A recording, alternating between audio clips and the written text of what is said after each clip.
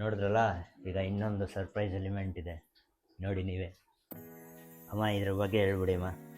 ಇದು ಫ್ಲವರ್ ವಾಸು. ಹ್ಞೂ ಸುಮಾರು ಒಂದು 10 ವರ್ಷ ಆಗಿದೆ ಇದನ್ನ ತಗೊಂಡು. My God. ಅವಾಗಿಂದ ಕಾಪಾಡ್ಕೊಂಡು ಬಂದಿದ್ದೀನಿ. ಮತ್ತು ಇವರು ನಮ್ಮ ಪ್ರೀತಿಯ ಕೃಷ್ಣ, ಮುದ್ದು ಕೃಷ್ಣ. ಖಂಡಿತ ಎಲ್ಲರಿಗೂ ಪ್ರೀತಿಯ ಕೃಷ್ಣನೇ ಅವರು. ಇದು ರಾಧೆ, ಕೃಷ್ಣನ ಒಡನಾಡಿ, ಎಲ್ಲ ಸರ್ವಸ್ವ. ಸರ್ವಸ್ವ. ಈಗಿನವ್ರಿಗೆ ಅರ್ಥ ಆಗತ್ರ ಹೇಳ್ಬೇಕಂದ್ರೆ ಗರ್ಲ್ ಫ್ರೆಂಡ್. ಸೊ ನೋಡಿದ್ರಲ್ಲ ಫ್ರೆಂಡ್ಸ್, ಇವ್ರ ಮನೇಲಿರೋ ಒಂದೊಂದು ಪ್ರತಿಮೆಗಳು, ಒಂದೊಂದು ವಸ್ತುಗಳು ಎಷ್ಟು ವಿಶಿಷ್ಟವಾಗಿದೆ ಅಂತ. ನನಗಂತೂ ನನ್ನ ಮನೆಯಾಗೆಲ್ಲ ಯಾವುದೋ ಮ್ಯೂಸಿಯಮ್ಗೆ ಬಂದಿದ್ದೀನೇನೋ ಅನಿಸ್ತಿತ್ತು. ಅಷ್ಟು ಅದ್ಭುತವಾಗಿದೆ ಒಂದೊಂದು ಪ್ರತಿಮೆಗಳು ಇವ್ರ ಮನೇಲಿ.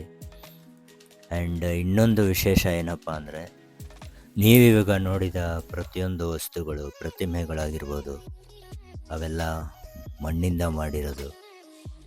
ನಾನು ಸುಮ್ಮನೆ ಟೆಸ್ಟ್ ಮಾಡೋಣ ಅಂತ ಒಂದು ಎತ್ತಿ ನೋಡಿದೆ, ಒಂದು ಬೊಂಬೆನ. ಎಷ್ಟು ವೆಯ್ಟ್ ಇತ್ತಂದರೆ ಬಿಲೀವ್ ಇಟ್ ಆರ್ ನಾಟ್, ಸುಮ್ಮನೆ ಹಂಗೆ ಎತ್ತಕ್ಕಾಗಿಲ್ಲ, 2 ಕೈಯಲ್ಲಿ ಎತ್ತಬೇಕು, ಅಷ್ಟು ವೆಯ್ಟ್ ಇತ್ತು. ಆದರೆ ಕೆಲವೊಂದು ಬೊಂಬೆಗಳು ಬಿಟ್ಟು ಇನ್ನೆಲ್ಲ ಮಣ್ಣಿಂದ ಮಾಡಿರೋ ಬೊಂಬೆಗಳೇ. ಇದಷ್ಟೇ ಅಲ್ಲ, ಅವ್ರ ದೇವ್ರ ಮನೆಯೂ ಎಷ್ಟು ಬ್ಯೂಟಿಫುಲ್ ಆಗಿತ್ತಂದರೆ, ಸೀರಿಯಸ್ಲಿ ನಾನು ಯಾವುದೋ ದೇವಸ್ಥಾನಕ್ಕೆ ಬಂದಿದ್ದೇನೋ ಅನ್ನಿಸ್ತು, ಅಷ್ಟು ಚೆನ್ನಾಗಿತ್ತು.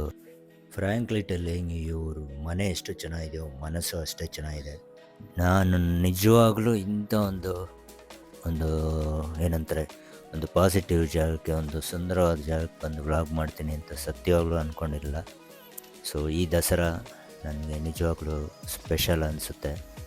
ಇಂಥ ಒಂದು ವ್ಲಾಗ್ ಮಾಡೋಕ್ಕೆ ಅವಕಾಶ ಮಾಡಿಕೊಂಡಂಥ ನಮ್ಮ ತಾಯಿಗೂ, ಅವರ ಸ್ಟೂಡೆಂಟ್ ಆದ ಈ ಮೇಡಮ್ಗೂ ನಾನು ಯಾವಾಗೂ ಚಿರಋಣಿಯಾಗಿರ್ತೀನಿ.